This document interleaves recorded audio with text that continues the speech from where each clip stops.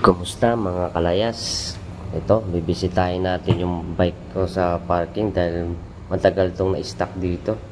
3 months din, ayan. Uy, ayan nga, may nakita oh. Lapat ang gulong. Ay, dapan-dapa, ayan siya, wala talaga. Nakalimutan ko kasing bawasan ng hangin. Kaya nang inabot, taga-stock siya. Kaya ang ginawa natin, mga kalayas, yan, pinaklas ko muna yung gulong at yung kadena, ang dumi. Pati na rin yung cogs, madumi rin. Yung matinding linisan to mga kalayas. Pero ang ginawa ko muna, tinanggal ko muna yung interior. Papalitan na natin ng bago yan. Hindi na natin gagamitin yung dati dahil baka maputokan pa tayo. Yan, kaya tayo tamang kakalasin na natin to mga kalayas.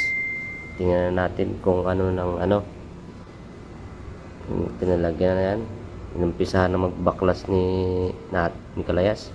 Ayan o, tamang baklas na siya o. Kala mo alam niyo yung ginagawa niyo o. Ayan o. Oh, uy, baka batang YouTube yan. Ayan.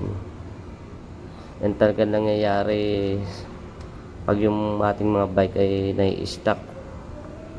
Isa sa ano yung gulong bumabagsak, kaya mas magandang bawasan natin ang hangin, huwag nyo matigas. Yan, ano lang natin. Yan, tinanggalan natin yung interior. Yung interior hindi na natin gagamitin yan. Papalitan na natin ng bago. Pero bago natin gawin, yan mga ginagawa pa rin natin ano na kapain pa natin. Medyo nilinisan ko yung gulong, may mga bumaon din mga bubog, kaya mas magandang double check pa rin natin, baka may tumusok pala eh. Yan, wala naman, kaya ito pinalitan natin ng bagong interior. Yan ang kakabit natin. Yan, inanuhan natin na may balik ulit. Talagang hirap din pag 3 months na tigil, pati yung tuhod nawawala. Remedyo lang, practice lang ulit talaga. Yan lang pwedeng gawin. Yan, binabalik na natin yung gulong natin. Yan, naikabit na rin natin siya. Yan. Tapos nyan, kalayas, gagawin natin dyan, bubumbahan lang natin ng saktuhan lang. Hindi muna natin bubumbahan maigi. Yan, talagang aanihin natin siya yung gulong natin kasi na-stuck.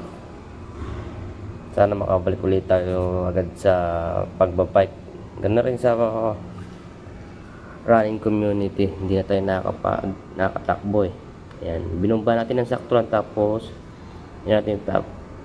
Yan, gagawin kasi natin dyan sa gulong niya, meron dyang guhit yung pabilog. Mas maganda sakto lang siya doon, na lumabas lang siya ng kaunti, hindi nakapasok yung guhit. May linya siya dyan eh, kaya yan nga anuhin natin dyan. Yan, saktong inaano na natin. Yan mga kalayas, pinupunasan na natin para medyo gumanda-ganda naman ng konti, hindi puro alikabok na. Saka nga pala mga kalayas, isang tip lang sa FD at RD, alam nating may stock, mas maganda laging ilagay natin siya sa lugger. Dahil kung naka-lugger siya, yung kanyang spring hindi mai-stress maigi, kaya maganda pa rin yung hila ng spring pag naka-lugger pareho. Yan, may naka-lugger lang.